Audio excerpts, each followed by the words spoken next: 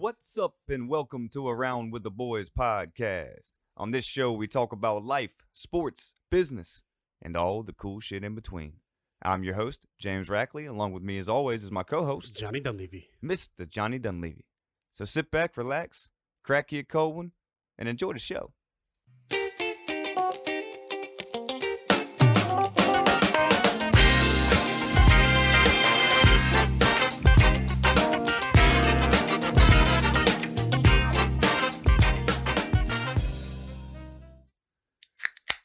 Ooh. Gobble, gobble. Gobble, gobble, man. I cannot wait. I bet you're ready. Dude, I'm jacked. Ladies and gentlemen, welcome back to Around with the Boys podcast. This is episode 53. Mhm. Happy Thanksgiving. Happy Thanksgiving. It's the turkey special. Woo. And I'm not talking about a club. All right. Be sure to like and subscribe on whatever podcast platform you use to listen. Give us a nice little review, 5 stars perhaps. Subscribe to our YouTube channel as well. We're live again live again there. Again, right now. Sorry, said that twice. Twitch as well, twitch.tv/AroundW the Boys. Socials, same handle. You know it. Today's Tuesday. Yeah, and don't forget we have a phone now. You can call in live to the show and or leave a voicemail if you have something you would like to discuss about the show. Jimmy's right. I'm tripping. Forgot to talk about that. Hit us up, 910-726-3900. Leave a voicemail, something. Yep. Still waiting. Yeah, be the first. Be the waiting. first voicemail. Man, it's Thanksgiving week. Jimmy, how's your week starting off? We're recording early this week. I'm not gonna lie, I've been pretty busy for a Thanksgiving week. Yeah, me too. Like for real. So I mean it's been cool. I'm just honestly ready for tomorrow to be around 5:00 and then it's turkey time. And then it's turkey time. Yeah, it's difficult for me too. Like, you know, I'm in transportation and logistics, and like having a day in the middle of your week towards the end that's everything's shut down. Yeah. Real pain in my ass. Yeah. I mean holidays I couldn't even imagine, to be honest. Yeah, and then of course, like, you know, all the recycling at the Black Friday crowds. I tell you, that's one thing I do not participate in is Black Friday. No. Dude. No way, dude. I'm not fighting over that crap. And especially think about this year, bro. There's less stuff on the shelves. Right. People will be going hard. Yeah, dude. If you put the old supply chain issue into it, that everyone's. That's what I'm saying. You're gonna be like fisticuffs. You think the supply chain excuse is just like, is that like the just excuse for everything now? Yeah. Because for the people out there that don't know, that's the excuse we're getting from the koozie company. Yeah, dude. We're trying to get y'all some more koozies and or just people that haven't got one to get one and supply chain. But Yeah, but to be clear, I honestly think they probably don't have the material. Yes, stuff like that. But I feel like everyone, although that's the second time it's gotten to me. But my groomsmen gifts that I ordered for them, the ink they use for the printing didn't have it. Really? The ink? Yeah. That's interesting. Yeah, they're pretty cool. What I got them, they already know what it is. Oh, okay. Yeah. Well, can we know? I mean, Yeah. if they So already they're know? like they're beer mugs, but they're made out of like the top half of a baseball bat. So Really? basically, it's like the barrel of the bat, and they hollow it out. And I got them each. You know, That's pretty cool. Yeah. Hell yeah. They're awesome. Hell yeah, that's a great idea. So hopefully, they said I should have them by Thanksgiving, which I don't. That just dawned on me. But speaking of Thanksgiving week, right before we get into what everyone's doing and whatnot, officially this week is 1 year since we launched the pod. So cheers to that. I mean, cheers to that, We've dude. successfully released an episode every single week now for a year. For a year, we took 1 week off. That's right. That's because of it might have been Christmas or something to do with that. Yeah. You should probably change that to warm now because I got that on.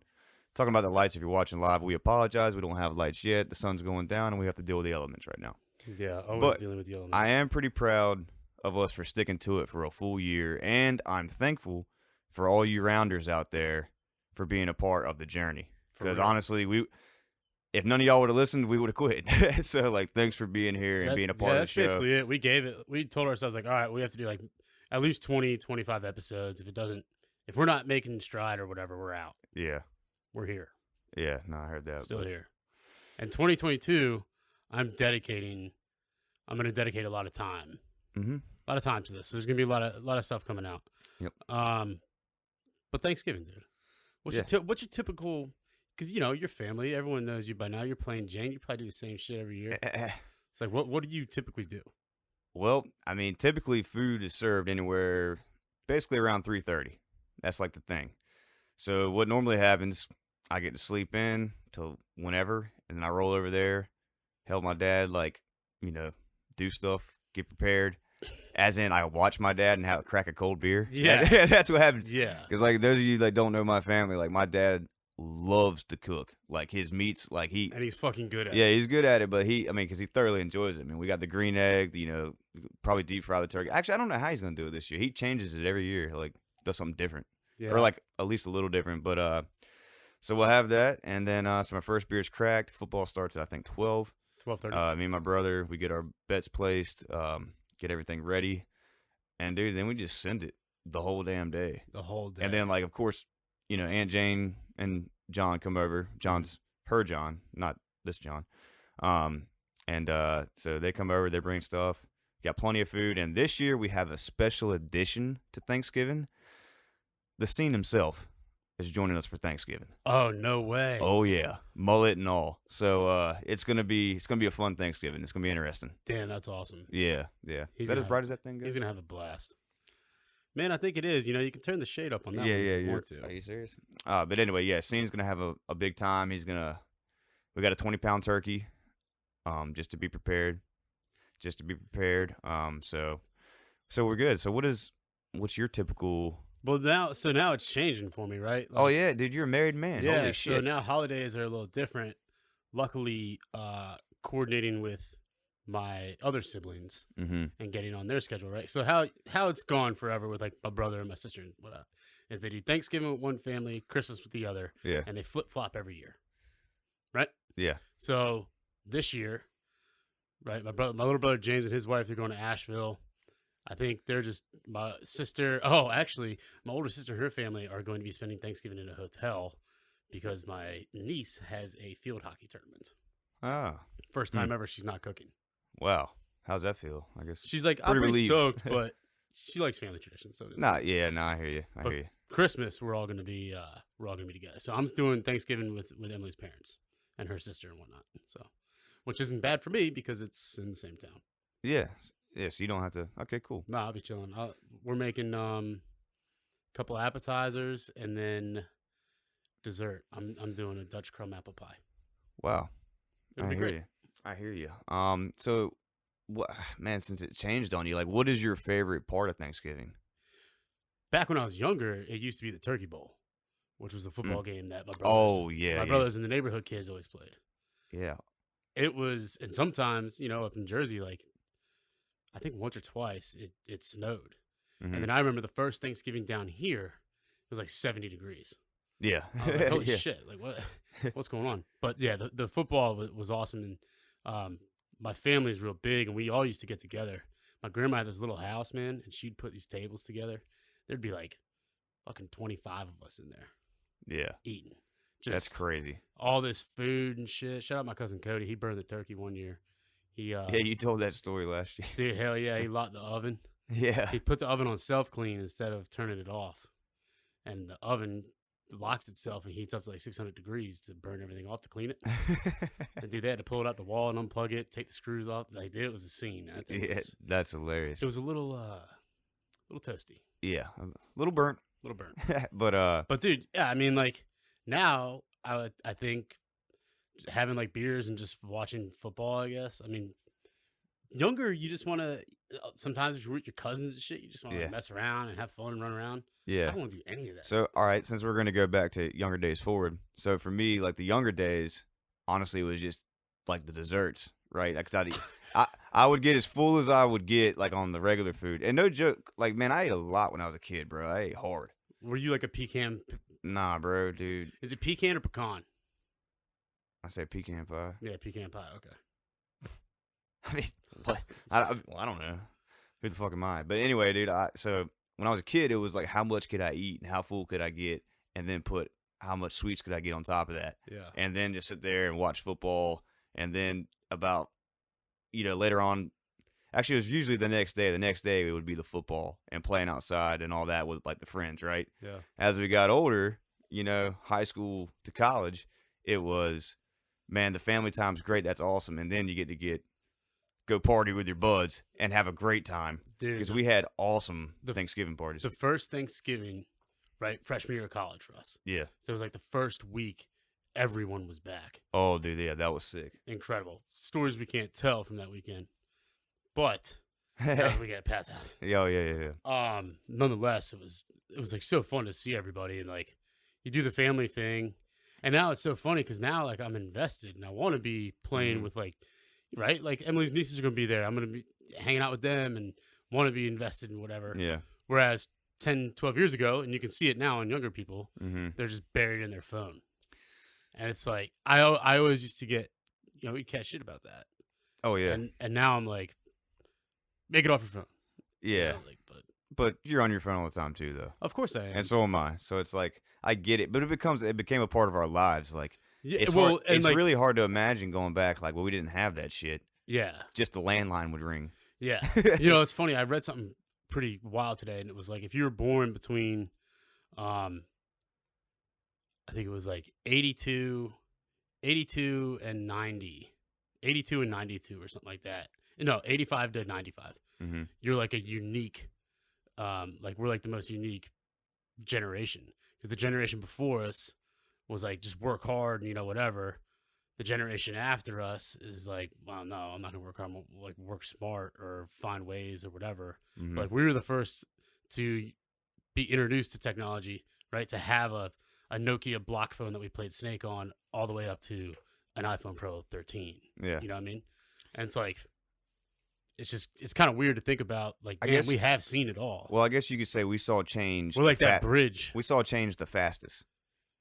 Yeah, that's a great way to put it. You know what I'm saying? Because we packed all that technology in that short amount of time. It went from a beeper to cell phones pretty damn quick. Dude, we went from shitty dial-up on a PC to being able to do that shit on your phone lightning speed in like 10 to 12 years. Yeah, and your phone can hotspot and make another device get on the internet, which is insane to me. Yeah, like, yes. So that's all changed real quick, and I get what you're saying about how your family at Thanksgiving, like you see those changes and all that. Right. But, and like now, like a lot of times I catch myself, I do a lot more reminiscing when I'm doing family time now and thinking about the old days and like that kind of stuff. Yeah. But like we were saying, I enjoyed when all the fellas came home, especially that like you said, that freshman year of college when we came back. Yeah. Like that was when we hadn't seen each other. We grew up together. We hadn't seen each other in like half a year, and then it was like boom. And we would chat on like AOL Instant Messenger is what we had back then. Yeah. Well, we had phones, but like, bro, I had a Nextel. Yeah. Yeah. Walkie-talkie phone. I mean, because I remember calling you at Gardner Webb when that. Yeah, when all the shit went down. Yeah. Yeah. And I had one of the only phones that was working because everyone there had Verizon. Oh. I had Nextel. And my phone worked. I mean, we're talking about the Virginia Tech shooting is my freshman year. And everyone on my hall, I mean, I just kept my phone in the charger, and people were just coming to call their, families from my shit. Yeah. Because nothing worked. Yeah. That shit was crazy. It was crazy. But our main communication was AOL Instant Messenger. Yeah. It was a little easier. But like, so that Thanksgiving was awesome. Awesome. Because I had a buddy from Gardner Webb. He was from Mexico, but like some of his family, JJ. Some of his family lived in Chicago. Damn, I remember that. Yeah, some of his family lived in Chicago, and he couldn't go home for whatever reason. I was like, well, dude, come on to the house, man. And we got JJ from Mexico. Yes. Like having family, like Thanksgiving with like my grandfather was alive at that time, so we had like the whole family there. Like it was awesome. Dude, he was a funny bastard. Yeah, and I was like, JJ. I remember coming home that weekend. I was like, bro, I'm just gonna tell you, like, we're gonna be drunk the whole time. Yeah. Like he's like, what? I was like, yeah, dude. Like, yeah, we got 4 nights to like hang with the boys. We're gonna do it all up. Dude. Just letting you know. And he goes, yeah, sure. Oh, all right, man. And then by the end of it, on the way back, he's like, you weren't kidding, man. Like, dude, because we got down. Because I wanted to show him a good time where I was from. And we did. Yeah. And we had that party at Pat's. Yeah. I remember he's on the beer pong table playing with somebody, Joey, I think. And there were a lot of girls there. Yeah. And I looked at him. I was like, JJ, you having fun? He goes, this is awesome. Yeah. I was like, because you got to understand, we were at Gardner Webb, like, and we were playing soccer full time, and it was not that big of a. I mean, it was D1, but it wasn't that big of a school, and like, you didn't really. It didn't go down like that. Yeah, there just wasn't that much time, or not that many girls like going around. Like, it just wasn't there. So when we came home, it was like his eyes just lit up because, dude, this guy. All right, dude, he's a smart guy. Actually, I think he works for a club in Mexico now. a soccer club. Oh, sweet. Yeah, I can't remember the name of it, but anyway, dude, he's a really smart guy. He taught me a whole lot. But dude, the funniest thing. Oh, he was hilarious. But I used to tell when I coach soccer, like the kids out there, about like doing something with the ball, making a decision, right? Mm. Because we had this kid named his last name was Foster, right, on the soccer team, and he would always hold the ball too long or like about to make a choice and then didn't make it. And this one day he was on JJ's team, and like the loser, I forget the game we were playing, but like the loser had to do punishment, and punishment was fucking running and shit like that. And JJ had just lost it, but he's like, like Foster got the ball or whatever, and JJ's like across the field. He's like, "Make a decision, Foster. Make a decision." You know, but I mean, dude, the way he said it, dude, the entire field just stopped practice, dying laughing. But like, make a decision. You know, like you fucking idiot. Dude, But dude, it was perfect, bro. And I actually learned a lot from soccer about with him. But anyway, that was awesome. That was a great thing. He was such a nice dude and cool dude. Yeah, because he came back another time too with you, I think. Mm-hmm. Yeah, but yeah, fuck yeah. Yeah, so that, and then Meanwhile, I'm 3 hours north in Blacksburg, doing that shit on the daily. Just having a ball in Blacksburg. Yeah, dude, we didn't have that at Gardner Webb. But yeah, so those Thanksgivings and like from after college to now, like to be honest, I miss, rest in peace Nana and all that. Like I miss going up to Richmond and doing that whole deal. To be real, yeah, I miss that. So it's like holidays now are like the first year they all pass. It's like bittersweet, and then you get through all that and kind of reflect. So I feel but now it's like I really value and cherish it. Yeah, because I'm not saying we're fucking ancient, but as you get older, you really think like, dude, your time is limited. Yep. And like so it's like you always want to.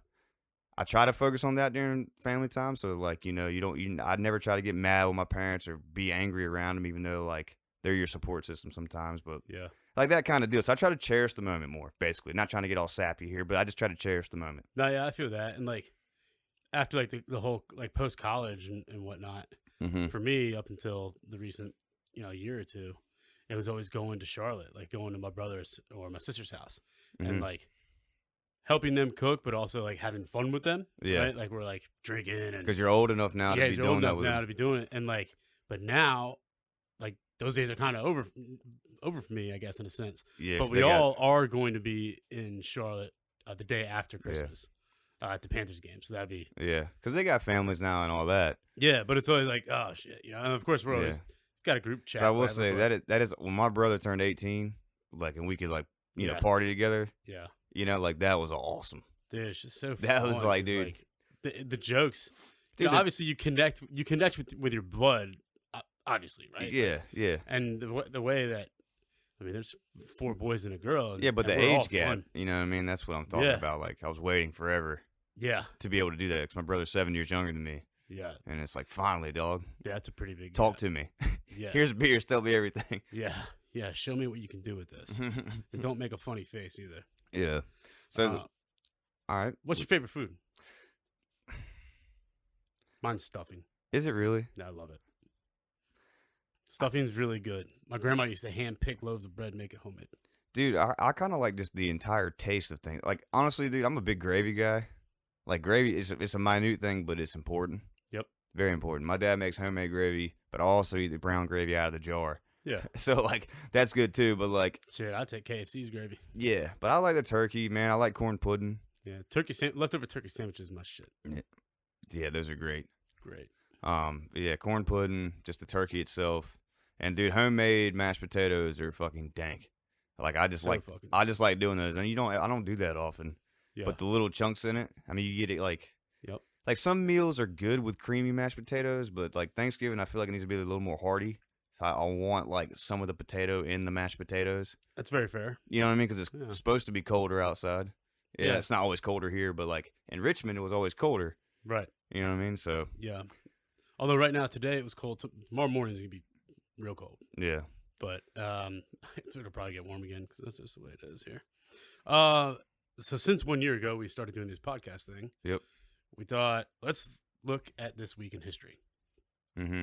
Lo and behold, Jimmy's favorite conspiracy, you name it, news, whatever, and that he loves to research, favorite thing ever, the JFK assassination was November 22nd, 1963. Yep.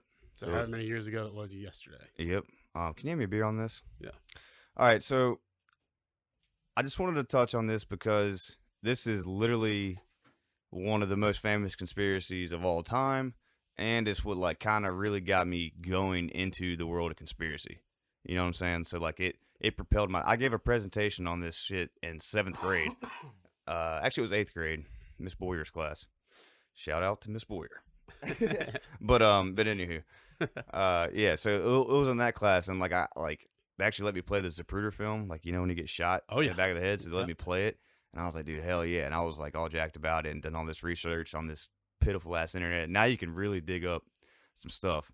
Mm-hmm. But the thing about it, dude, the reason I keep going back to that conspiracy is because it's the framework of every other conspiracy ever, in terms of like so they give you something occurred, mm-hmm. and then they give you this narrative mm-hmm. that like all this other stuff, kind of like all these other questions, they just bat down, and they try to get you to focus on this one narrative, mm-hmm. And they try to control it, and whatever evidence doesn't really fit, they kind of brush that aside just to keep you focused on the the bouncing red ball. Look at that go. Yeah. And they go like that. And so studying that one, because that was like the first, I mean, we had other presidents assassinated, but that one was in broad daylight. People were filming. That's the whole new era, Yeah. Beforehand, it's just like, oh, there's scuttlebutt and witnesses whispering and this, that, and the other. Now there's damn cameras. Right. So this is the first technology thing. I mean, if people say, you can sit there and go, oh, well, the Pearl Harbor attack. I mean, yeah, because there's a whole theory that Roosevelt knew it was coming, and like he knew we needed to get in the war, so he kind of let it happen. That's like a theory, I've never really heard that. But the thing is, there's way more information on the JFK thing. But it also taught me how to make a conspiracy. Like, dude, the thing is, that's a weird way to look at it. Yeah. Because I like personally for me, now I'm not a conspiracy guy, none of that shit. Whatever happens, happens, I guess. But the JFK assassination is like more than a conspiracy. It's like it's almost like the face of conspiracies. It's It's like that and 9/11. But which is like so stupid. It's the classic, like, hey man, here's this crazy guy that he planned it all himself, did it all himself, did it, and there it is. He just did it. And he's got a hell of a shot from God knows how far. Yeah, I mean, he's like the best shooter around on his third shot, by the way, because your first shot should be the best one. Right. With a fucking bolt action rifle. Mm-hmm. So now think about that. He had already cocked it, and he's waiting, missed the first one, missed the second, and you're telling me on his third one, being frazzled as fuck, he nailed it? Yeah, that shit only happens in Call of Duty. Now, here's another thing. The window he was shooting out of, there was a Texas live oak right in front, like right through the shoot line. So he was having to like see the limousine moving through the leaves. So you're basically in a nutshell, like you're shooting through a fucking tree. Yeah. I mean, like, so there's that too. But what I'm saying is, like, they showed the mold of like, hey, there's a crazy guy, he did it, it's all on him. Like, there's nothing else that went around with it. Yeah. But they also at the same time made enough enemies. Like Kennedy had, the CIA, the mob, Cuba, Texas oil people, politicians, all wanted him gone, wanted him dead, and special like military people, because in a nutshell they thought he was soft on communism, because he was the Bay of Pigs happened because he was gonna like invade Cuba to get Castro out. CIA trained all these soldiers, all these Cuban soldiers, had it ready to go. They sent him in. He pulled air cover and didn't tell them, and they got slaughtered. And that was his first year of presidency. So that's one. Now this is what I'm trying to show you though. That's one motive. One. Okay, that's a group. That's picture it as a pie. That's one sliver of the pie. Next sliver, you have the mob. Okay, they basically JFK's dad. He ran moonshine and shit. He was connected to organized crime back in the day. Did deals with him. Did all that stuff. Basically, when JFK was running for president, he went to him and like Chicago, Illinois, Sam Giancana, to like, hey, basically rig it, get us votes, do what you got to do, pay off union people, get the votes we need to put them in. Said, in return, we'll stay off your back of organized crime. The first thing them Kennedy brothers did when they got in there, JFK appointed his brother Robert Kennedy as Attorney General, went right after the mob. I mean, so the about face, they're like, yeah, we're going to help you out, but then, psych, we're going to get you. That's the second one. Now, so you get what I'm saying? And it goes all the way around the spectrum, because I'm not going to go through the whole thing, but there's enough motives so that it's hard to put a finger on one person. Yeah. So, in a way, so many people wanted what happened to happen. It's almost like they did it without trying to, like, they didn't want to put it on one person. See, the thing about Oswald, he was he was in a communist group, okay, down in New Orleans and all that, and he was like doing all this kind of stuff. So then it made sense of a crazy communist kill JFK because of the whole Russia-Cuba thing, right? Mm-hmm. So they kind of set that up. But what I'm saying is, like, you can't, when there's so many motives, it's hard to track down one person because you start getting, like, finding leads and all that, and then you eventually reach a dead end. Yeah. But they lead you that way. Yeah. They only tell certain people certain things so that it can't be traced back. Yeah. And the people that know anything that might link to anything die. Like, there was so many assassinations, like so many witnesses died of unfortunate circumstances, like after that, and those are just witnesses. But you also had a lot of like random crime level people getting killed too.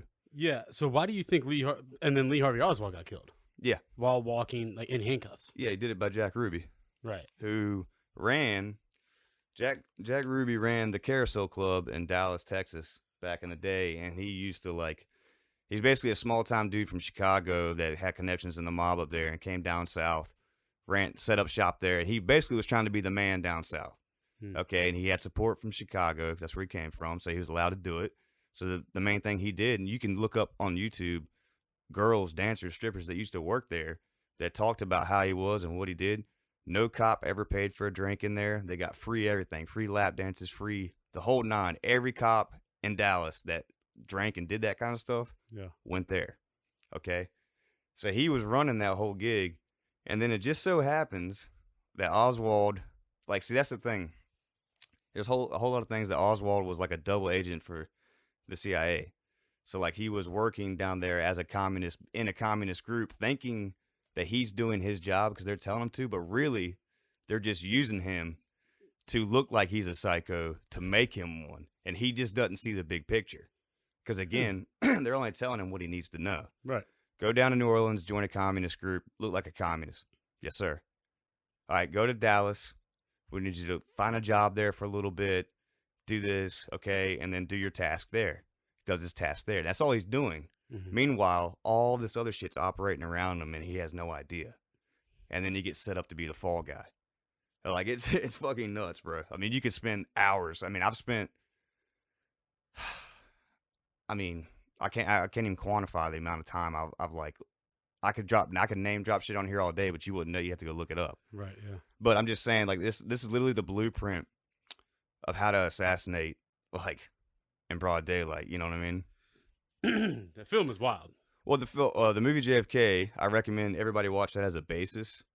You know, it's by Oliver Stone. You can say what you want, but it'll at least give you a basis, like a 30,000-foot view of it all. Yeah. That too, but I was more talking about the Zapruder film.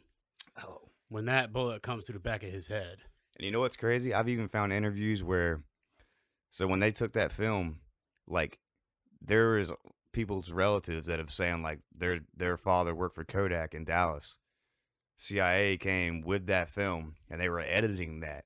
So even what you're looking at is not the original film, because all the witnesses described that when his head blew up, they were like, it was way more than that. It was like a ferocious. Everything was described different, and you could see jump cuts in the film. Mm-hmm. Like there are certain frames that have literally been taken out and or cut. Now think about that. They left nothing to chance. And that was 1963. Yeah, because think about it. Back then, film was on that roll, and you put it up on the thing, and you can look at it. Oh, yeah, I know. So you see every single frame. You know what I mean? And if you can alter it or edge it or smudge it or cut it, you know, and then re-rack it, put it back out there, who's going to know unless you really know? You know what I mean? Damn. Because for everybody else, I mean, that's the original film. That's what it looks like. That's what it is. Yeah, that's what you think, yeah. But, I mean, there's plenty of witnesses that had cameras, took pictures. Everything got, taken from them, got nothing back. I mean, it's just insane. And you could spend people have spent their whole lives trying to figure it out and never did. You think anyone ever will? I think the answer, I think the answer's there. Because, I mean, there's the whole thing about that picture blowing up with Badge Man and how it looks like a police officer with a rifle and like a dude, the dude that's beside him in like a construction helmet and all that. Because there was a deaf, blind, mute guy, ironically enough, that was on top of the bridge watching it that day because his motorcade went under the triple underpass. Right. And he was like waving and he saw, like, I can show you pictures of a cloud of smoke under the trees on the grassy knoll. So this guy saw it and he saw like this dude walking in a uniform, toss the rifle to a construction worker. Construction worker broke it down, put it in the bag, put it behind the electrical box. Another construction worker comes up, takes it, goes to one of the box cars, walks away. I mean, like, all this shit. I mean, there's like plenty of witnesses that saw the cloud of smoke and then ran down the bridge and went into the parking lot. 'Cause I've been there. Mm-hmm. And like, there's a parking lot. It's kind of a big parking lot, but like they said, they ran through there, jumped through all over it, and they went to the exact spot. There were cigarette butts and footprints all right there. And last thing I'm gonna say about it, there was a guy named Lee Bowers. So there's a tower behind that parking lot that overlooks where JFK got shot and where the supposed grassy knoll shooter is. 3 cars came through that day, like a check, like routine. Mm-hmm. They both like were just like regular sedans or whatever, but people had like walkie-talkies on it, going through checking. He said he couldn't tell if it ever left the area. Then he eventually saw 2 guys standing there that one looked like a uniform. Mm-hmm. And he said he kind of looked back and then kind of went away doing his job because he works for the railroad, watching the rail trucks come in. And then he heard the first 2 shots and he kind of looked up and he saw what he says you can look at in the Warren report. He says a flash of light and some sort of commotion that he couldn't describe. So do you think there were three shooters at one time? He died 2 years later in a weird car accident, by the way, after he gave that testimony. Huh. Yep. A single car accident on a highway in Texas. Right. Yeah, and that's like one example, but I mean, because there's trees there wouldn't have been a flash of light. Because I'm saying that tower is probably 60 yards back. Yeah. You know what I mean? It wouldn't have been a flash from a badge or something like that. Like, yeah. He said it was a distinct flash of light and some kind of commotion what he couldn't really describe. And then people started flooding this way. I mean, I don't know. It's wild. Just, you got any questions? You got a voicemail? You got a question? Let me know. Anyways, we could spend a whole season on that shit. Mm-hmm.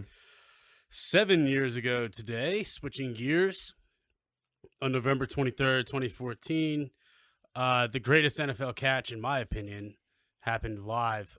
Odell Beckham's one-handed touchdown. It was against your guys. But I don't know if we'll ever see a better catch than that. No. I mean, that's kind of a hell of a segue from JFK to a hell of a catch. But I could say the catch JFK was almost... caught a bullet. But, hey, but the catch was almost as impressive as this. I mean, I don't know. You could say, you can link it somehow. You can link it somehow, but... that was a hell of a catch. Now, do you think he lived up to that catch? No. Damn. I mean, I think for like 2 or 3 years, for sure. Yeah. Dude was a fantasy machine, like when they still had Eli. And then when everything went south, when he was on, upset in New York and all that shit, that's when everything. And now it's just like, I mean, you go to the Rams in your first game, you have, I think, 3 catches for 26 yards. Yeah. In your big LA debut, and now it's. Do you think he'll get through it? Who fucking knows, man? Dude's a diva. Like I said before, when he was going to the Rams, 2 episodes ago, like he wanted to go to a team to be the guy. Like, you're not the fucking guy there. Yeah. Cooper Kupp's the guy. Mm-hmm. I get it. You want a shot at winning, but like, I don't know. That first game, you guys looked like trash. Yeah. So that's the problem. Too many stars. That happens, man. I mean, they'll probably work it out because that Woods guy went down.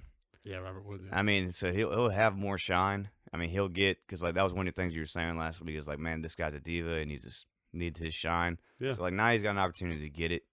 So maybe he'll make something of it. I don't know. So yeah, that was 7 years ago today. Mm-hmm. Pretty sweet. How about that? We do have a lot of sports news though.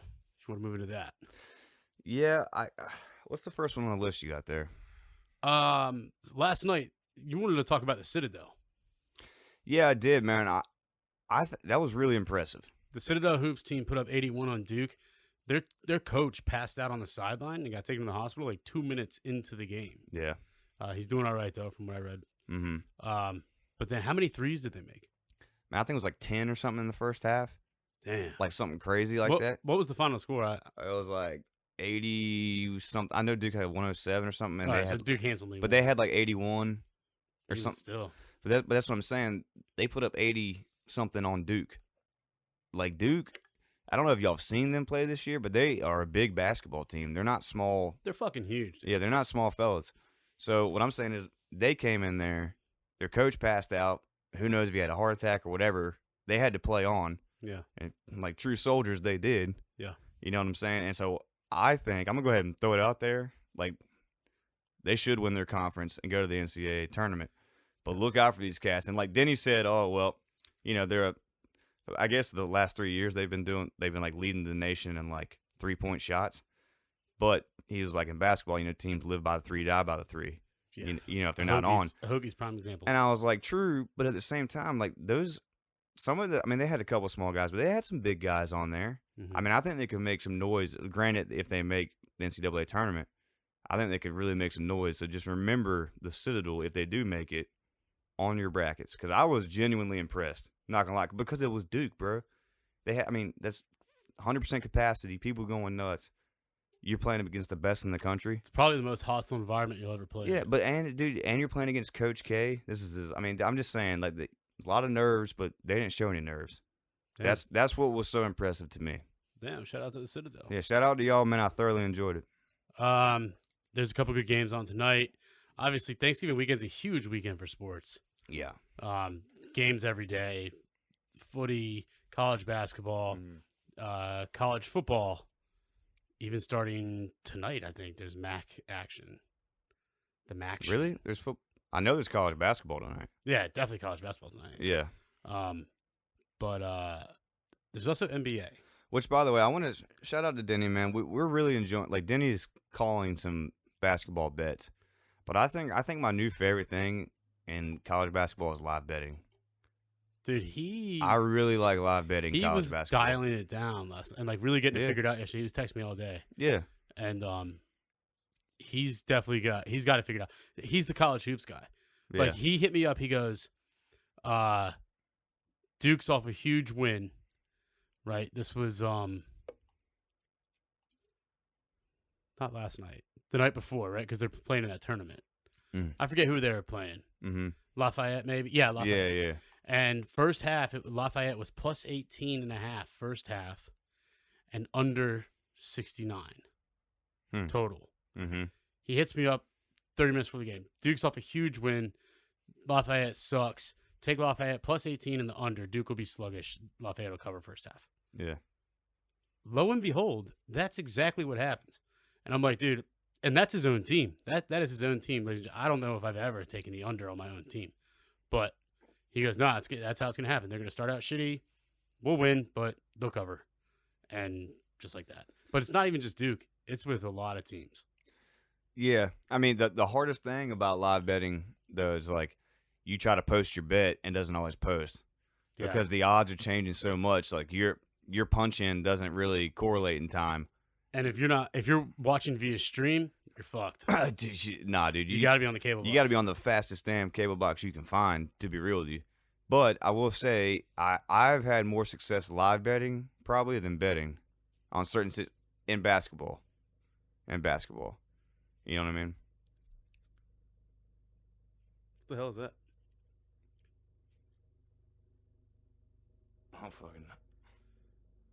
What's the time frame? I don't know what that is. 40. It's a helicopter. going right over my house, it sounds like. All right. Anyway, to the NBA. LeBron James. Yeah, man, you got to walk me through this story. What the hell happened? All right, so it was getting him and Isaiah Stewart got into it. It was getting pretty chippy between them prior to the incident. Mm-hmm. The incident occurred on foul shots. Now, look, it's foul shots in the NBA, all right? Unless there's less than 2 minutes, you're not, 9 times out of 10, chances are, they're going to make the foul shot. If not, you're not boxing out like it's a fucking Game 7 of the NBA Finals. Yeah. And it was getting chippy, and that's exactly what LeBron did. And he spun. He was like trying to box out, but it was deliberate for sure. I don't think he meant to catch him as good as he did. Mm-hmm. But, dude, it was a spinning back elbow right to this man's eye. Damn. And it was just crack, and he was leaking. And now LeBron got suspended 1 game. Isaiah Stewart got suspended for 2 games, though, because after the incident, right, he gets a towel, he's bleeding. 4 times he ripped out of the trainer's arms to run across the court to fight LeBron. Question. So he got hit in the eye, started leaking. He didn't fight right then? Yeah, people jumped in immediately, but he got hit and went like that. The blood's pouring. There's already, because it was a foul shot. No, I understand that, but I'm saying general, words were exchanged, but like the actual like trying to fight came. Yeah, see, that's just kind of like, and that's why he got suspended because and that's just weird, bro. Like, dude, you get popped like that, you realize what the fuck happened, and you charge, you go at it then.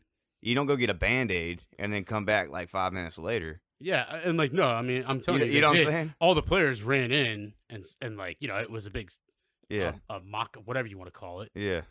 But as far as him running across the court and like running through coaches and shit, like that was it was. So he was just like a short time after. So it almost sounds like he was like he just stunned. Yeah, and then like he got mad and then calmed, and I don't know. I guess coaching should have just sent his ass to the locker room afterwards. Shit, I guess I don't know, but LeBron got flagrant, ejected immediately. At this point, it's like, dude, what do you do? Like, are you trying too hard? Your team's. How about this shit? Lakers were down 17. They came back and won that game. Really? Yeah. After he got ejected. It's like maybe just Russ and AD need to run the show. Yeah, or maybe LeBron needs to figure his shit out. I guess. I don't know, I just like, dude, I don't know, man. That just. That's think weird that, to me. Like, so now he's tough he after looks all like, these years? Right. Like, he looks like such a physical specimen. Yeah. But he's getting upset way too easily. Yeah. Right? And gassed. Maybe he's got like. It's like physically when you look at him, you're like, oh, wow, I can't tell. This is year whatever. I'm not. Okay, here's a conspiracy for you. Remember when Tiger like was just going nuts for a while, and then like he ended up getting hit in the head by his wife at that time with the golf club, and like maybe LeBron has some. Not saying it was his wife, but maybe he has personal shit going on that we don't know about, and he just like maybe just a lot of shit going on in his life besides basketball, and it's coming out on the court. Because it doesn't make sense. He goes from Mr. Flop, time will elbow you in the face. Yeah, it was a deliberate elbow. But seriously, like. All these years you've been flopping, you've been all that, and you're not really like Mr. Tough Guy, and now you're just like, what kind of shit is that? I think it's you were just in Space Jam. Do you think it's like set in that like, wow, maybe I'm not the best player anymore? Maybe he's disappointed in himself. I don't know, but that's to me, it's kind of out of character from everything, from start to finish. Everything that we know about him. Well, yeah. You know what I mean? And like, I don't know. I think it's just a weird thing. It is a weird thing. He only got suspended 1 game, whatever. Isaiah Stewart getting suspended 2 games is kind of bullshit. Yeah, it's bullshit. They should have suspended LeBron for 2 and Isaiah Stewart for 1 for retaliation. Yeah, so what? The dude ran back at him a few times. Like, yeah, you send his ass to the locker room, cool out, get your game off. The punishment should have been equal at a minimum. Right. But because I'm like, the other guy didn't hit LeBron, right? He just got elbowed. Mm-hmm. Yeah, and I've got to do 2, and he's one. Why? Because he's a couple like hard fouls leading up to it, but like, okay, that doesn't matter. That's gamesmanship. Yeah, that doesn't matter. It has nothing to do with it. Right. I just think that's kind of bullshit. Like, oh, it's LeBron. Like no, dude. Yeah. Still, it wasn't professional. I mean, and dude, I'm not here sitting here like, dude, I get heated in sports too. Like, Yeah. I have my fair share of incidents, but Yeah. you know, I'll tell you what, right now, you ain't doing that shit to Kevin Durant. or dude, a lot of guys, dude, they're gonna swing. I mean, it doesn't matter if you're LeBron. I don't give a shit. Yeah. Because to me, in my eyes, that's why I was shocked when I heard the news. Like, LeBron elbowed somebody. Yep. Mr. Flop. Like what? Like okay, Yeah. this man like Mm-hmm. that's why I kind of feel like, man, maybe he's got some other shit going on. 'Cause that's out of character. Yeah. So We'll see. anyway, Switching to the NFL. The Giants have fired Jason Garrett today. After hey Giants, could have told you so, dude. Like yeah, I couldn't stand when that dude was at the Dallas. Like, look, I know like he's apparently a good guy and all that, but dude, that when it comes to like success, you know, and like we're here to win. listen, Like, get the fuck out of here. Like, you know what I'm saying? all right. Like, So real quick, while we're on that, yeah. Tottenham Hotspur, right? I haven't talked about footy in a little bit. Tottenham fired their coach Nuno Espirito Santo. The Portuguese man, guy. Listen, super good dude, super good human. Yeah. Phenomenal beard, just really good beard, brother. Mm-hmm. But just like you said, he's too fucking nice. He was too nice, and his training sessions weren't hard enough. He didn't, whatever. So they hired Antonio Conte. Mm-hmm. Antonio Conte is a very decorated manager, and one who will come in and change your club and change how you play, whatever. Yeah. He had his first Premier League match with Tottenham on Sunday against Leeds. We went down 1-0 going into halftime. We looked like absolute dog shit the first half. It was like, I was like, fuck me, dude. Like, nothing's changed. Mm-hmm. We came out second half. Holy hell. Very, very different team. He almost scored 30 seconds into the second half. Yeah. Ended up winning 2-1. His passion was like through the roof. And that's what it is. You get a dickhead. The day he got there, he banned ketchup. He banned brown sauce, which is like. Whoa, who did this? The manager, Antonio Conte. He banned all this shit from the training. I thought he was a nice guy. No, the nice guy got fired. Oh, okay. Conte came in, not the nice guy. Okay. The legend. Well, why did he ban ketchup and shit? Because it makes you slow. Get too much sugar in it, he says. That shit ain't flying in my one. No, I mean, it's whatever. Okay, that's cool. But what I'm saying is, you can tell from the reactions of the players that it's different. Yeah. Like they wanted to win for him. Whatever he said at halftime, fucking worked. And sometimes you need that. So fire Jason Garrett. Yeah. I mean, look, coaching is a psychological game. Is what coaching is. Okay? Like, yes, there's time for fun, but there's especially in pro sports, bro, you're professional. You are paid to win the ball game, not to play it. Agreed. You know what I'm saying? So that, like, yeah, fun's fun and all that, but when you step on the pitch, the field, the court, I don't give a shit. You suit up. If I'm paying you, you're going out there and you're going hard as shit. Period.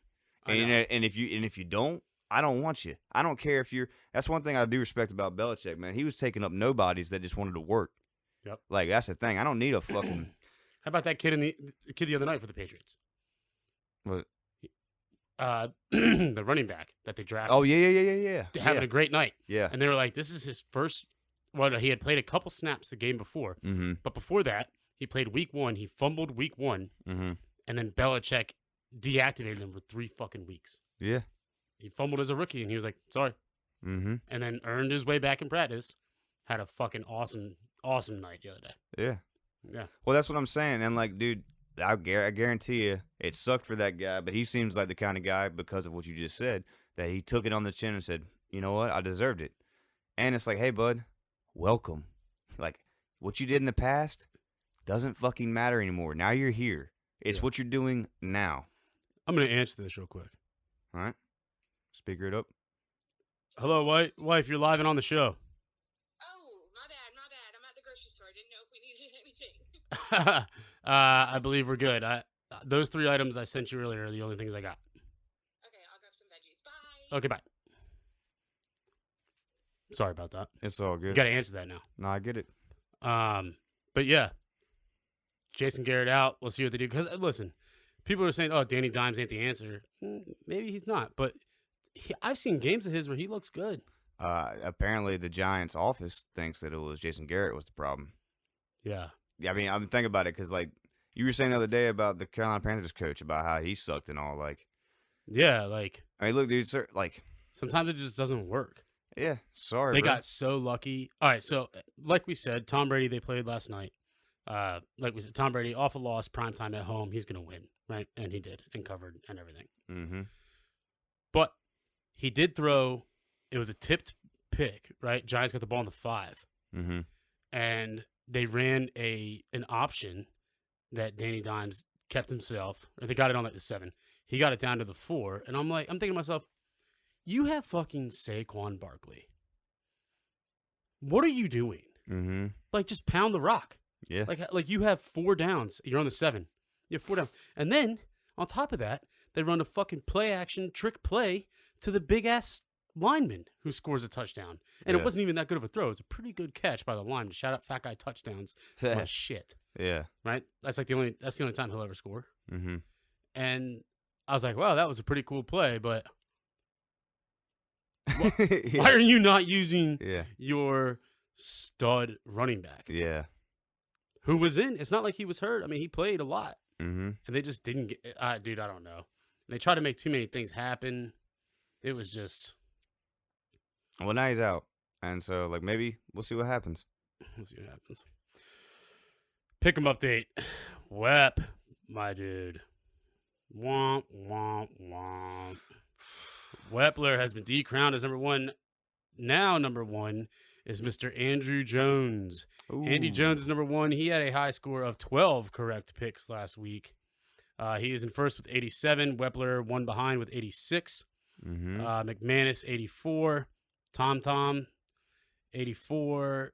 Coach Tim 83. Favs 81. So it's a tight race. I mean, Andy, let's see here. So Wep, he got 6. So he jumped. Andy jumped 3 spots in 1 week. Dude, it's a marathon, not a sprint. It is a marathon, not a sprint. We got 1, 2, 3, 4, 5, 6. We got 7 weeks left. Yeah. So, man, it's anyone's ball game. It really is, because now there are 10 people within 7 points. Wow.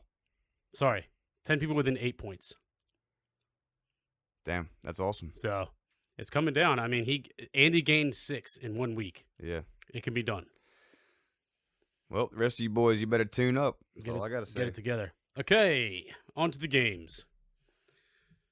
Starting off the first game on Thanksgiving Day at 12:30, we have quite possibly the worst quarterback I've ever seen in my entire life. I can't even remember his name, but he plays for the Lions. We have the Bears -3.5 in Detroit. Justin Fields is not playing. He's out with broken ribs. Andy Dalton will be playing.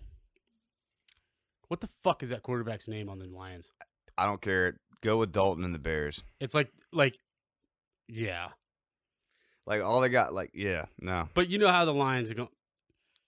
I don't know. This is going to be like. You think their first win of the year is going to come on Thanksgiving? With a quarterback who never, ever in his life saw a D1 field, and, no one knows who he is. I don't even know how the fuck he got in the league. Can you give me a beer? I really don't understand. So, wait, he didn't play D1? No, he played at, some school, and he transferred to D2 school, and even there he had, 11 touchdowns and 18 interceptions his senior year. Okay, well, all right. I want this guy to win. To be real with you, now I'm a big fan. You weren't expected to be there at all. You got there, holy shit, and now you're in. I'm rooting for him. I don't know if I'd put my money on him, but I'm definitely rooting for the Lions Thanksgiving Day. What are your thoughts, Johnny? Or you just think this kid's a clown? Well, the line's 3.5. The line is 3.5, so they're probably going to lose by a fucking field goal or something because that's how they've lost. I don't know how many games. Whatever. I don't know, but dude, I'm rooting for this guy. I want to know his damn name now, but I'm rooting for him. Look it up real quick. The next game, we have the Las Vegas Raiders +8 in Dallas at 4:30 p.m. on Thanksgiving Day. +8? +8's a lot of points. That's a lot of points, man. I think Dallas wins, but +8 is. Like Dallas, like that was shit. And That- +8's not even fair. That game against Casey the other day really pissed me off. So it could be a bounce back game for them. And you know what the shitty part is? Their defense played so well. Yeah. And guess what? They probably won't show up as hard this week. Against Derek Carr. Yeah, but Sorry, young John. You painted a beautiful picture of the man, and well, you got Waller, okay? they have had the most distractions of any team. I'd say. No, they've had a lot of problems, man, and that sucks. But I'm just saying, like, knowing Dallas, like the defense, like you said, the defense play hard. The offense might do great, but the defense is going to do terrible. What's the over under? 50.5. I'd take the over. All right. Thanksgiving night, 8:20 p.m. Buffalo Bills -5.5 in New Orleans. They are going to beat the ever living shit out of New Orleans. That's my mark How right there, pissed do you think they are? I mean, dude. this is now 3 weeks in a row where Yeah. they look. Dude, New Orleans, y'all look the fuck out. Y'all are going to get smoked. You think? Hell yeah, dude. Yeah, they're gonna make Trevor Siemian their bitch. Dude, yes. I'm sorry, but they have played like ass. Jonathan Taylor, they're supposed to have a good defensive line and all that. Like, that dude just made a mockery I'll of tell that you what, shit. we sounded pretty damn good. Yes, we did. But I'm just saying that was it. Jonathan Taylor did twice as good as I thought he would. Yeah, And I thought he was gonna do good. That dude balled the fuck out. that was ridiculous. He was running over and you know what? The nicest guy I think I've ever heard at a press conference. Yeah, I listened to his post-game interview. Yeah. What we do, we practice real hard during the week. I mean, so it granted, he translates. said the same thing 8 times, but I was like, dude, you're nailing it. Because, I think he was saying that on purpose. Yeah. Because everyone was like, y'all ain't gonna win this shit. And Yeah. he went out there and scored 5 touchdowns. And I think it was kind of a way for him to not like, man, I'm not talking about anything else, but about like, yeah, here it is. yeah. I don't care about your questions really. Can I go celebrate? with Yeah, my because team? I had a hell of a game. I don't know if y'all like. But he was very nice Dude, guy. yeah, and I'm gonna go ahead and say that dude. I think he practices what he preaches. I think he works real hard. So like, Clearly. look out for that guy. Like, don't doubt that dude. Rest of the season, do not. Like, because he'd already done great the games Dude, prior. He's the number 1 rusher in the league Yeah. because Derrick Henry got hurt. He would have been without it. No. Yes, He just passed Derrick Henry this past week. yeah, Derrick but I Henry's think been he out would 2 eventually weeks. beat him though. I don't know.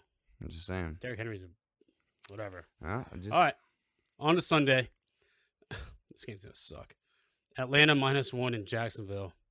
Jacksonville just got the brakes beat the fuck off them by the Niners at home. Yeah, but Atlanta didn't play that hot against the Patriots either, so I'm gonna go with Atlanta. Okay. Cordell Patterson. Is he back yet? Oh, he's not. He's Been out the last game or two. I don't know. Carolina Panthers -1 in Miami. I'm all over the Panthers here. Yeah, but Cam just played well, so if he like goes back in, I don't know. He's like an up and down kind of guy. That pass he had to McCaffrey at the end there was No, that was sick. fire. That was sick. And McCaffrey's a baller. Yeah, I mean, they should win that game, but I wouldn't be surprised if. What was the spread again? -1. Well, obviously you should. If you're gonna bet on that game for the Panthers, you obviously should take the spread. Yeah. Like, don't. Yeah.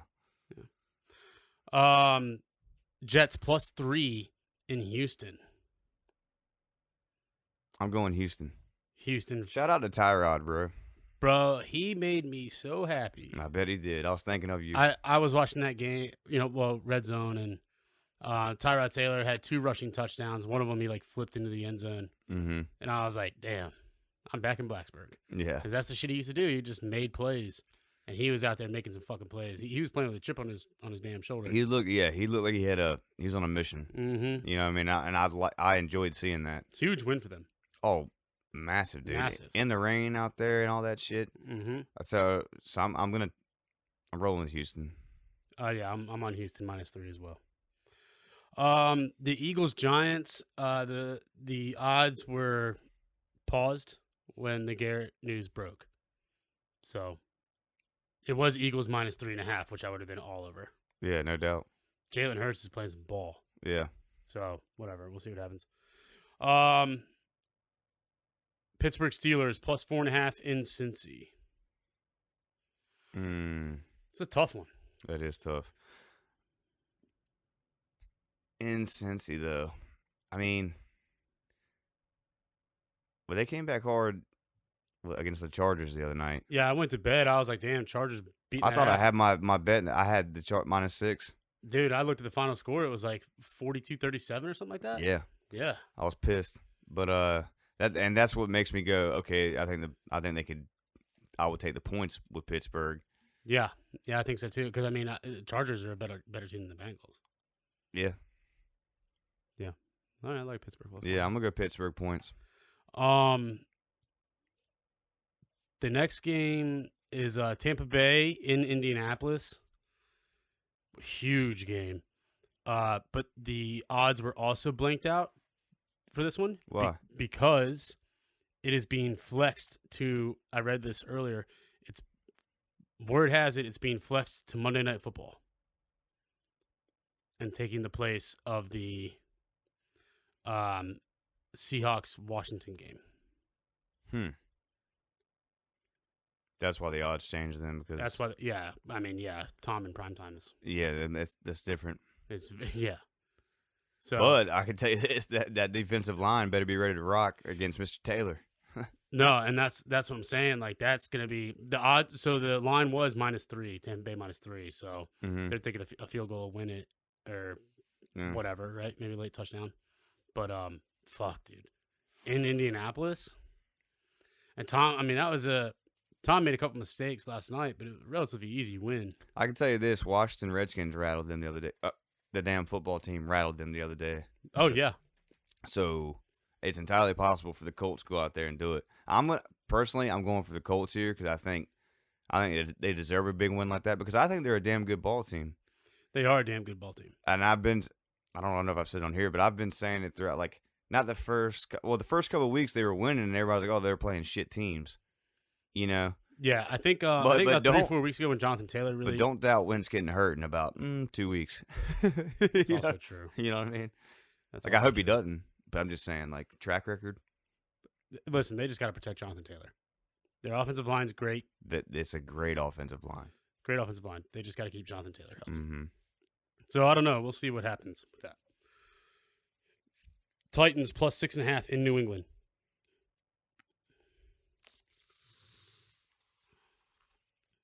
That's tough. Tennessee just ain't the same without a running game. What was the spread again? Minus what? -6.5. Yeah, I'm going to go with the Patriots. You want to ride the Patriots too? Yep. Just because Bill Belichick's a wizard. They got it going now. Well, the defense. I mean, yeah, okay, they were playing Atlanta and like smacked the shit out of them. But I have them on my fantasy team. They had 26 points. But I also think like their defense is legit. Yeah, So- no, I think Belichick's got them. Yeah, they're. I mean, on it. listen, he knows that he has his quarterback for the next 10 to 12 years. Yeah, Mac Jones, yeah. who Taylor said at the beginning of the year, no, I think he's gonna be great. I think, and maybe even Taylor being a little optimistic, but he's done his job. And He's that's done his but to be fair to Bill, that's what coaches are for, though. Mm-hmm. Okay, he's not doing that great right now, but just hold on a second, because the guy, if you see the dude out there like trying hard, doing all that, and he's like really trying to study, asking questions, not like this is supposed to come to me type shit. Right, but you can even tell now that he's doing the right thing. Yeah, He's making the right. If the deep ball isn't there, or maybe whatever, he's checking down to Hunter Henry, who's been a monster. Oh my god, dude. Or the running backs. Yeah, And just making the right. If he throws it away, he throws it away. But like, and that's good coaching. he's doing. He's doing what young Tom was doing. Mm-hmm. Yeah, watch out for them. Next year or two, it could be something. Yeah, no doubt. On to the 4:00 games. We have the Chargers -3 in Denver. Denver's been tough, dude. Yeah, I don't know how, But they have been. yeah.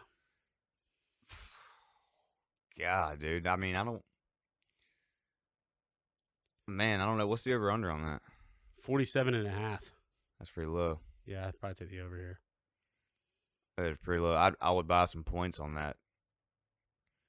I don't know, man. That's just tricky, dude. Denver's hard, like no doubt. I was looking at this earlier. I was like, dude, that's a tricky one. It really is. That's probably one I would stay away from personally. Mhm. So We have the Rams +1 in Green Bay. I think Green Bay's working it, bro. Like that Dillon dude. I mean, dude, they just They're good. Yeah, I don't know how Rodgers' foot's gonna be. Oh. Hurt his toe. Like turf toe or just hurt it? Nah, it got he hurt it. Like he said post game it was hurting. Oh, it's a fucking toe. Cortisone shot, good to go. Yeah, maybe. I mean, if it was turf toe, you couldn't even put a needle near that thing because it would fucking hurt like shit. Yeah. Because turf toe is like ridiculous. I've never had it, but I had a soccer player that had it. Either. What? I've never had it either. Really? Well, dude, it's like you can't put your sock on. Yeah. You know what I mean? Versus like, your toe got stomped on or you broke it. Like, man, that's like, it's a little I know the different. difference. I mean, I'd have to imagine gout probably feels about as bad as. Yeah. I mean, it's probably. And I've had that shit. It's probably similar. So I'm just saying, like. Worst pain I've ever had in my life. Hey, look, bro, it's your fucking toe. Just fucking shoot that shit with cortisone, bro. Fuck it. It's going to be cold outside anyway. It's Wisconsin. Yep. Minnesota +3 in San Francisco. I'm all over my Niners here. We got it clicking. Oh, yeah? Oh, yeah. We're at home. Minnesota, I mean, yeah, they can score. I think our defense is better than Green Bay's. Yeah, Minnesota could score, but they can't play defense. They can't play defense, and Deebo Samuel has been. Yeah. Well, and you got the, how do you say his fucking name? Ayuk? Brandon Ayuk. Yeah. I mean, he's pretty damn good. And he's coming in, well, he got benched because of his, like, off the field shit. Oh, really? In the beginning of the season, yeah. No, I didn't know that. Yeah. He, like, basically, Kyle Shanahan was like, you either act like a fucking professional or we're going to cut your ass. Yeah. And after that, and that was about 4 or 5 weeks ago, slowly but surely. Mm-hmm. Well, that's good. Kittle, too, and then you got Eli Mitchell, right? Out Yeah. there balling. I mean, look, I think we got it going. Y'all got great potential. I mean, it's just like we were talking about before with the Titans, how every year they kind of like they start out shitty and they get better. Yeah. Like y'all are kind of rolling on that path.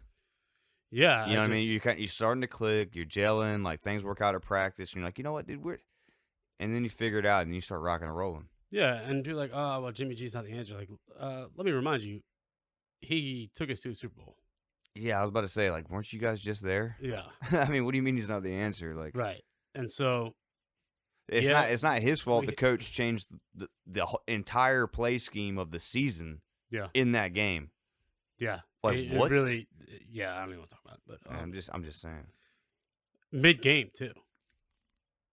Because when we were up, 17. Look, I mean, I know. Anyway, I'm on the Niners there. Sunday Night Football. Mm-hmm. Cleveland +3.5 in Baltimore. Yo, I turned on the Baltimore game, and Tyler Huntley, yeah, is the quarterback. I'm like, who the fuck is this kid? Did you see his post-game interview? Dude, he's a country bumpkin. He's country as fuck, and but dude, he was like the most happy-go-lucky dude I've ever seen. He played like absolute shit yeah. until it mattered. Yeah, dude, that final drive when he threw that ball, yeah, and Sammy Watkins caught it on the sideline. Mm-hmm. It was like a 40-yard pass. He like broke out of 2 sacks, running through it. Didn't even look. Throws it, gets hammered on the ground. He's laying on the ground, picks his head up and looks, sees that he catches it, and just goes head back down on the ground like, holy fuck, dude. But like, and that makes sense after like listening to him. Like, dude, he honestly sounded like they chose him out of the stands and said, yo, you want to play quarterback tonight? And he was like, oh, hell yeah, I'll play quarterback. That's what he sounded like to me. Because it was almost like he was so humble about it. He's like, man, I was out there. I know my mom and dad are watching. I was out there playing hard, sitting there with like his buck teeth all spread out. Oh, yeah, dude. I was like, damn, where's he from? Mississippi, Alabama, something. Yeah, bro. But he so nice and happy. Dude, he was like, it literally just, like I said, it seemed like they picked him out of the crowd like he won a raffle, and they're like, you want to play? And he was like, what? Hell yeah, I'm going to play. Fucking give me a helmet. And he went out there, and he went after it. You never saw that man get bitched or like anything, bro. He didn't break down. He wasn't like, you see some like backups come in, and they're just like, they get rattled, man. Either they're scared shitless, or they're like little prima donna little fucks. But this guy just went out there just, Because I remember the first like time you got hit in the game, I saw him like kind of laughing. Yeah. He literally was just, I'm like, you just got fucking smoked. Dude, yeah. And like Red Zone's like cycling through, and I'm like, who the fuck is this number 2? Yeah. Dude. I'm like, where the fuck is Lamar at? Yeah. And then it come to find out he had an illness. Yeah, he was sick. Right before the game. And yeah, they said he's been like in and out of sick for like not COVID, but just in and out of sick for like a couple weeks. And it's like, dog, dude, get it together, dude. I mean, what the fuck, dude? Take some fucking. You're $1 million man, like, dude. Go get you an IV, pump some vitamins, do all that shit. Get right. Get some emergencies. What are you talking doing, about? Like, you should be the first one to get healthy. Dude, that's what I'm saying. And like, I truly didn't know who the guy was until like the second half. Yeah, dude. I had to look him up. But shout out to him because, like, honestly, I was like, dude, this guy is just. He was the kind of guy you wanted to just like have a beer with and like cook out with. Like, what's up, man? Yeah. Tell me about what's going on. On the flip side, though, shout out to him. The Browns, like, just bench Baker, dude. Or Baker, just like bench him. Like, he clearly isn't right. Like, his shoulder is fucked up. Yeah. Overthrowing balls, underthrowing balls, nothing is on. Mm-hmm. It's like, dude, let the man get healthy. Yeah. You know, like, who's their backup? Chase Daniel. Longtime veteran, game I manager. know. I mean, like, that's why I said, I mean, I remember the name. like, you got Nick Chubb back. I mean, yeah. Was Hunt back? Actually, you know what? That Ernest Jones guy, or on Ernest, DeErnest something. Yeah.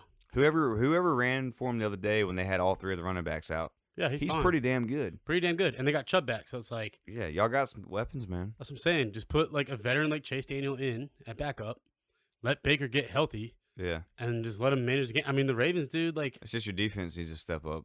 Yeah. You know? But like we said with the Ravens, every fucking week, they find a way to do it. They do. And it's kind of incredible, but like I'd go ahead and say, like, I mean, they've been getting real lucky, so. They're -3.5. That's a huge hook for me in this situation. So who you taking? I don't know. I mean, if Tyler, whatever the fuck that dude's name is playing, I'm on the Browns. But if it's Lamar, I hate -3.5. Hate it. I mean, if it's Lamar, I'll probably buy a point to get it to -3. So where's it at? It's in Baltimore. It's on Sunday Night Football. What's the over/under? 46. Good gosh, I don't know, man. That's fucking tough. I'm just gonna go the over. Wait, it's just 46 straight out? Yep. All right, I'm buying half a point on the over. 45.5. Yep. All right. And then if this game gets flexed, it gets flexed, whatever. It's Seattle +1 in Washington. I mean, like, who gives a fuck? Mm-hmm. Truly. It pisses me off so fucking bad DK Metcalf isn't just an animal. Like, he should be. Because he looks like a freak. I mean, he's like dude's massive. Like, yeah, he's like 260 with 2.7% body fat. Yeah, it's ridiculous. He looks like an action figure. You know? Like, get better. Yeah. I don't know what it is. And, like, I don't fucking know. Mm-hmm. And Washington had a good win, though. I mean, I will say. But yeah. Against Carolina. I don't know. I'm going to ride with Heineke. I think Heineke is on. I'm rooting for Heineke, if that means Heineke anything. is the new fucking gunslinger Brett Favre. Yeah? Yeah, did you see him watch him play? I did. I'm just like, man, that's a hell of a title. I said it, and Josh, right, big Washington guy, he's like, yeah, that's his idol. I'm like, well, he plays like him. Yeah. Like, certainly. But I'm rooting for the guy. You know what I mean? Dude gets mollywopped. A mollywop. And pops right back up. Mm-hmm. I remember he slid. He ran for a first down, slid. His ass was on the fucking grass for a good 2 yards. Mm-hmm. And he got popped. Mm-hmm. Like, hard. A lot of quarterbacks probably wouldn't have come up. He pops right back up and gets right in that fucking dude's face, dude. Yeah. And it was just I was like, oh, I kind of like this guy. I love it, man. Yeah, he went to Old Dominion with a buddy of mine, D. Oh, really? Yeah. Cool. The D's tight with him. And he's like, dude's such a fucking cool dude. Like, hell yeah, man. And he was just chilling at his apartment when he got the call earlier in the year. Damn. No, now he's been starting games and winning. That's badass. And he beat Tom Brady and then Cam Newton. That's what I'm saying. Like, you beat Tom. Surely you can handle Russell. Yeah, he ain't worried about a Russ. Like, dude, you beat the greatest quarterback of all time. Yeah, that's it. Fuck. Like, yeah, I mean, no one else should, like, no one should phase you. You should never have a No, look, I'm not going to lie. If I was him going into that Tampa Bay game, I'd be scared shitless. Yeah, but I'm saying that's going to help him so much. I mean, dude, you're going to get a butterfly or two when you go to the Super Bowl, but you should never be scared of another quarterback, ever. Not after beating the greatest. Because you don't play. think that dude watched endless hours of tape on your ass, like. Yeah, well, maybe not. He probably just watched the defensive tape. But dude, you get my point. Like, dude. Oh, he knows who you are. Aaron, I bet he watches tape. I bet Tom watches tape on all quarterbacks, bro. Because he loves the game, dude. I would not doubt if Tom went up to some defense, like his captain on the defense, like, yeah, I was noticing, Heineke does this, that, and the other. Like, I wouldn't doubt it, You're probably right. Just saying. You're probably right. So, yeah, let's ride the Heineke train. I love it. Let's go. All right, we're going to ride the Heineke train. And that's it. That rounds it out. Well, damn. Listen up. I hope y'all have a wonderful Thanksgiving. Hey, look, give us a voicemail. Let us know about, you can talk about JFK, sports, whatever, previous episodes. It does not matter. Hit us up. Be the first to leave a voicemail. Yeah, do it. For real. Enjoy your Thanksgiving. Cherish the time with your family. Cherish it. Eat a lot of good food. Have a couple coldies. Whatever you do, don't care. We're thankful for each and every one of you. Mm-hmm. And that's a wrap. We'll catch you guys next week. Enjoy the holiday. It's going to be Christmas time soon. Where's Santa Claus?